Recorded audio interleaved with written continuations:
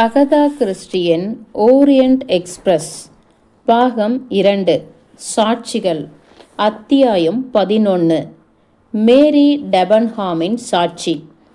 Dining காருக்குள் மேரி நுழைந்தபோது அவளை பற்றிய பாய்ரோவின் முந்தைய கணிப்பை ஊர்ஜிதம் செய்தாள்.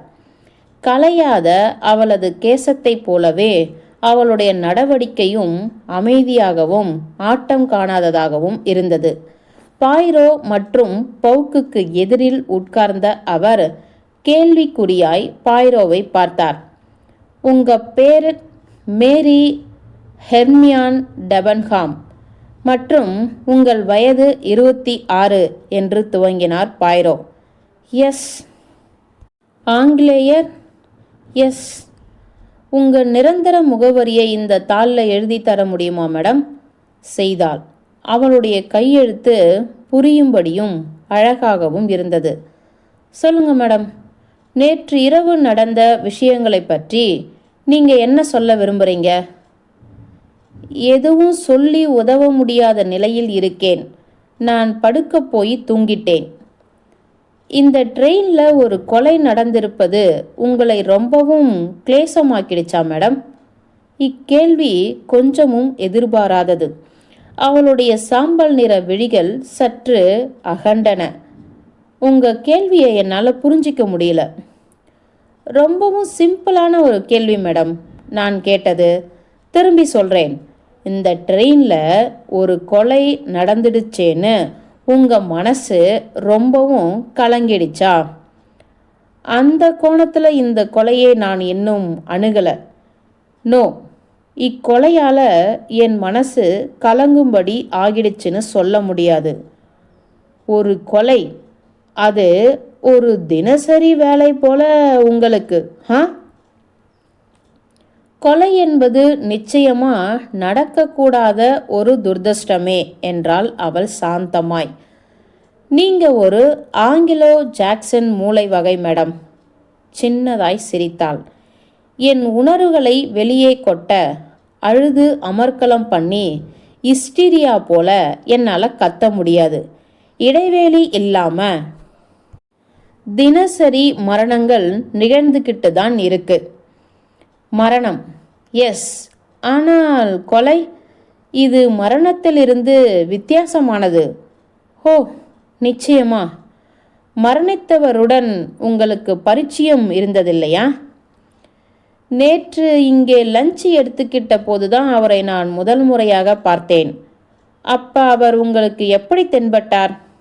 நான் அவரை கவனிக்கவே இல்லை. அவர் ஒரு கொடூரமான ஆளா உங்களுக்கு படலையா? தனது தோள்களை சின்னதாய் குலுக்கி காட்டினாள் அவள். அப்படியெல்லாம் நான் நினைக்கவே இல்லை, ரியலி. பாய்ரோ அவளை கூர்மையாய் பார்த்தார். இந்த ஆளு என்ன விசாரணை நடத்துறான்னு உங்களுக்கு ஒரு வெறுப்பான எண்ணம் இருக்குன்னு நினைக்கிறேன் என்றார் பாய்ரோ சிறு கண் சிமிட்டலுடன். ஆங்கிலேயர்கள் நடத்தும் விசாரணை போல இது இல்லை, அப்படித்தானே? அங்கே எல்லாம் தோல் உரிக்கப்பட்டு முன்னால் வைக்கப்பட்டிருக்கும். அழகாய் வரிசைப்படுத்தப்பட்ட நிஜங்கள் முன்னால் இருக்கும். ஆனால் மேடம், எனக்குன்னு சில அணுகுமுறைகள் இருக்குது. என் சாட்சிகளை முதல்ல நான் பார்ப்பேன். அவருடைய குண அதிசயங்களை புரிஞ்சிப்பேன். அதற்கேற்றார் போல என் கேள்விகளை நான் அமைப்பேன். ஓரிரு நிமிடத்துக்கு முன்னாடி ஒரு ஜென்டில்மேன் கிட்ட நான் கேள்விகள் கேட்டுக்கிட்டு இருந்தேன். தனக்கு தெரிஞ்ச எல்லா விஷயங்களை பற்றியும் கொட்டிக்கிட்டே இருக்கும் வகை அவர். வெல், அவரை எடுத்துக்கொண்ட சமாச்சாரத்துக்குள் மட்டுமே நான் வைப்பேன். எஸ் அல்லது நோ, இது அல்லது அது என்று அவர் பதில் தந்தாலே எனக்கு போதும். பிறகு இப்போ நீங்கள் வரீங்க. உங்களை பார்த்த உடனேயே நீங்கள் ஒரு முறையான ஒழுங்கான நபர்னு எனக்கு தெரிஞ்சிடுது. எதை பற்றி பேசுகிறோமோ அதில் மட்டுமே நீங்கள் கவனம் வைப்பீங்க, விலக மாட்டீங்க. உங்கள் பதில்கள் சின்னதாகவும் கேட்கப்பட்டதற்கு உகந்ததாகவும் இருக்கும். மேலும் மேடம், மனித இயல்பு வக்கிரமானது.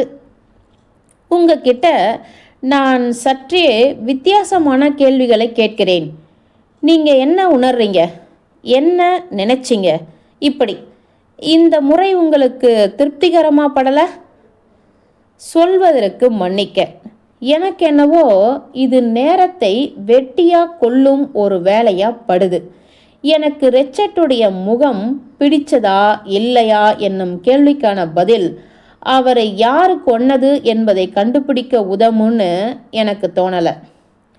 ரெச்சட் உண்மையில் யார் என்பது உங்களுக்கு தெரியுமா மேடம்? அவள் ஆமோதிப்பாய் தலையசைத்தாள். ஒவ்வொருத்தர்கிட்டையும் மிஸ்ஸஸ் அப்பாட் சொல்லிக்கிட்டு இருந்தாங்க. ஆம்ஸ்ட்ராங் சமாச்சாரம் பற்றி நீங்கள் என்ன நினைக்கிறீங்க? சகிச்சிக்கவே முடியாத ஒரு குற்றம் என்று சுருக்கமாய் விவரித்தாள் அவள். பாயிரோ அவளை சிந்தனையாய் பார்த்தார். நீங்கள் பாக்தாத்திலிருந்து வந்துக்கிட்டு இருக்கீங்க இல்லையா மேடம்? எஸ். லண்டனுக்கு? எஸ். பாக்தாத்தில் நீங்கள் என்ன பண்ணிக்கிட்டு இருந்தீங்க? 2 குழந்தைகளை கவனிச்சுக்கிட்டு இருந்தேன். இங்கே வந்துட்ட பிறகு மறுபடியும் நீங்கள் அதே வேலைக்கு திரும்பி போகிறீங்களா? எனக்கே தெரியல. ஏன் அப்படி? பாக்தாத் பின்தங்கியிருக்கு. லண்டன்லேயே ஒரு வேலை கிடைச்சிருச்சுன்னா அதையே நான் எடுத்துப்பேன். ஓஹோ, ஒரு வேலை கல்யாணம் செஞ்சுப்பீங்களோன்னு நான் நினச்சேன். மிஸ் டெபன்ஹாம் இதற்கு பதில் தரவில்லை. கண்களை நிமிர்த்தி பாய்ரோவின் முகத்தை முழுமையாக பார்த்தாள். சுத்த அதிக பிரசங்கி என்றது அப்பார்வை. உங்கள் கம்பார்ட்மெண்ட்டில் உடன் இருக்கும் அந்த பொம்பளை பற்றி மிஸ் ஹோல்சன் வசீகரமான சிம்பிளான பெண்ணாக தென்படுறாங்க. அவங்க ட்ரெஸ்ஸிங் கவுனின் நிறம் என்ன? மேரி டெபன்ஹாம் முறைத்தாள். ப்ரவுன் நிறத்தை சார்ந்தது, கம்பளி வகை. ஹலேப்போவிலிருந்து ஸ்டாம்பூல் வரும்போது உங்களுடைய ட்ரெஸ்ஸிங் கவுனை நான் பார்த்ததா ஞாபகம். ஒரு வகை வெளிரிய நிறம். எஸ். வேற ஏதாவது ட்ரெஸ்ஸிங் கவுன் இருக்கா மேடம்? உதாரணத்துக்கு இரத்த சிகப்பு நிறத்தில்? நோ, அது என்னுடையது கிடையாது. பாய்ரோ முன்னுக்கு வளைந்து வந்தார். எலி மீது பாய உள்ள பூனை போலானார். அப்ப அது யாருடையது? சிறு அதிர்ச்சியுடன் பின்னுக்கு தள்ளப்பட்டாள் அவள். எனக்கு தெரியாது. இக்கேள்வியின் அர்த்தம் என்ன? நீங்க இல்லை, என்கிட்ட அப்படி எதுவும் கிடையாதுன்னு பதில் தரல. மாறாக அது என்னுடையது கிடையாதுன்னு பதில் தந்தீங்க. அதாவது அப்படிப்பட்ட ஒன்று யார்கிட்டையோ இருக்கு என்று அர்த்தமாகுது. அவள் ஆமோதிப்பாய் தலையசைத்தாள். யாரோ இந்த ட்ரெயினில் இருக்காங்களா? எஸ். யார்து? இப்போதானே நான் உங்ககிட்ட சொன்னேன். எனக்கு தெரியாது. ட்ரெயின் ரொம்ப நேரமாக நின்றுக்கிட்டு இருக்கோ என்னும் உணர்வால் இன்னைக்கு காலையில் 5 மணி வாக்கில் நான் விழித்தேன். ஏதாவது ஸ்டேஷனில் இருப்போமோ என்ற எண்ணத்தால் கதவை திறந்து காரிடரில் பார்த்தேன். காரிடரின் ஆழத்தில் யாரோ ஒருத்தர் இரத்த சிகப்பு கவுன் போட்டுக்கிட்டு போவதை நான் பார்த்தேன். அது யாருன்னு உங்களுக்கு தெரியாதா? அவ சிகப்பா, கருப்பா, நரைத்த முடியா? என்னால் சொல்ல முடியல. தொப்பி ஒன்று போட்டுக்கிட்டு இருந்தா. அவளுடைய பின்புறத்தை மட்டுமே என்னால் பார்க்க முடிஞ்சுது. உடல்வாகு நெட்டை மற்றும் ஒல்லி இருந்தாலும் சொல்வது கடினம். அதில் டிராகன் படங்கள் எம்ப்ராய்டரி பண்ணப்பட்டிருந்தது.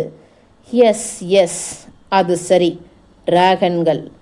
சில கணங்கள் அவர் மௌனமாயிருந்தார். தனக்குள் முணுமுணுத்து கொண்டார். என்னால் புரிஞ்சிக்கவே முடியல. பேசப்படும் எதுவுமே அர்த்தமில்லை. பிறகு நிமிர்ந்து பார்த்தார். இனியும் உங்களை இங்கே இருக்க வைக்க தேவையில்லை மேடம் என்றார். ஹோ என்று பின்னுக்கு தள்ளப்பட்டவளாய் அவள் உணர்ந்தாலும் எழுந்து கொண்டாள். கதவருகே போனதும் அங்கு சற்று தாமதித்தவள் திரும்பி வந்தாள். ஸ்வீடன் பொம்பளை ஹோல்சன். அவங்க ரொம்ப கவலையில் இருப்பதை போல தெரியுது. அந்த ஆளை பார்த்த கடைசி நபர் அவங்க தான்னு நீங்கள் குறிப்பிட்டீங்க போலிருக்கு. அதனால் அவங்கள நீங்கள் சந்தேகப்படுவதா அவங்க நினைப்பதா நான் நினைக்கிறேன். அதெல்லாம் ஒன்றும் இல்லைன்னு நான் அவங்க கிட்ட சொல்ல அனுமதி உண்டா? ஒரு சின்ன ஜீவனுக்கு கூட தீங்கு நினைக்காதவங்க அவங்க. பேசும்போது சின்னதாய் சிரித்து கொண்டிருந்தாள் அவள். மிஸ்ஸஸ் அப்பார்ட்டிடமிருந்து அவங்க ஆஸ்பிரின் வாங்க போனபோது மணி எத்தனை? ஜஸ்ட் 10:30 தாண்டி. எவ்வளவு நேரம் அவங்க வெளியில் இருந்தாங்க? 5 நிமிஷம் போல. மறுபடியும் இரவில் அவங்க கம்பார்ட்மெண்ட்டை விட்டுட்டு எங்கேயாவது போனாங்களா? நோ. பாயிரோ டாக்டர் பக்கமாய் திரும்பினார். ரிச்சர்ட் அத்தனை சீக்கிரம் நேரத்தில் கொல்லப்பட்டிருக்க முடியுமா? டாக்டர் மறுப்பாய் தலையசைத்தார். அப்படின்னா உங்கள் ஃப்ரெண்டுக்கு நீங்கள் சொல்ல விரும்பிய ஆறுதலை தரலாம் மேடம். தேங்க்யூ என்று திடுமென்று சிரித்தாள் அவள். கருணையை வேண்டி நிற்கும் சிரிப்பு அது. படபடப்பாயிட்டாங்க, நடுங்குறாங்க. திரும்பியவள் வெளியேறினாள்.